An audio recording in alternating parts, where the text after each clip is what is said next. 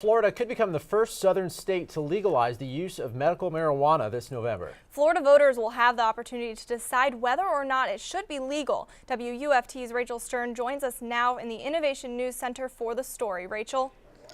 Thanks, Stephen and Lauren. The use of medical marijuana in Florida is the latest issue to be put on the November ballot.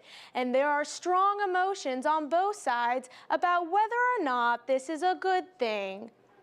On Monday, the state Supreme Court, with a 4-3 decision, approved a proposed constitutional amendment to allow the medical use of marijuana to appear on the November ballot. The amendment states that the medical use of marijuana is for individuals with debilitating diseases as determined by a licensed Florida physician. If approved for the prescription, one must attain an identification card to receive marijuana for treatments. Former University of Florida Law School Dean John Mills helped craft the amendment that will appear on the ballot. There are a lot of people who are advantaged by this kind of potential treatment.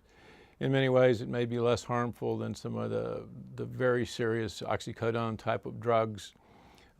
It actually, in some instances, such as glaucoma, has been shown to actually be potentially the best treatment. Even though Mills says the legalization of medical marijuana will lead to many positive outcomes, some don't agree. It's not that I'm against the medicinal use of the marijuana plant. You don't smoke medications and you don't vote on them. That's what I'm against. Governor Rick Scott is also opposed to the amendment, saying he has seen the terrible effects of drug abuse firsthand and cannot endorse it.